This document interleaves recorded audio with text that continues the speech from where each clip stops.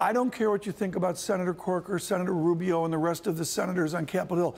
I want to know what happens to your Wall Street and the financial system the day the president signs that bill. Well, assuming it's signed next week, what will happen is that small companies in America will receive a blessing because their cash tax and their book tax are higher than 30%. Now, large corporations like Amazon, you know, and Apple, they hide money offshore. Sure. They go, and so they don't get helped as much. But we're worried about American industry, American business, and drive that spirit and bring jobs back and bring companies back, because I would think of going to Dubai. I would think about, because the corporate tax rate is 0, I think about going to Hong Kong. The corporate tax rate drives me.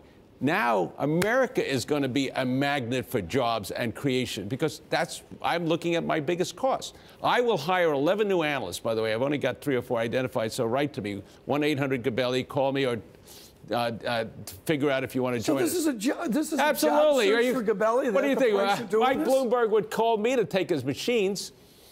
That's a good idea. Do you need a few more next year? Absolutely. Good for you. Absolutely. I like that. We're going to have Bloomberg terminals.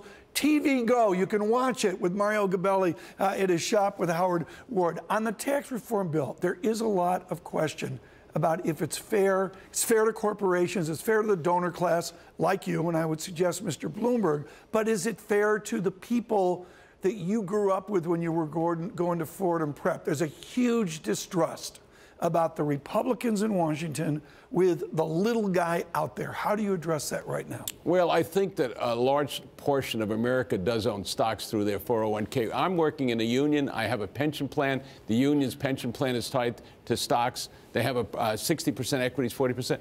So there's a lot of ripple effects. On the other side of the coin, the earned income credit, whereby if you're making $20,000 and they give you back $2,000 or $3,000, that's a very important part of creating the fairness.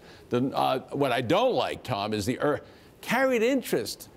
Why did they not get rid of that? That allows you to take ordinary earned income and pay capital gains tax. That's absurd. They can't get rid of that.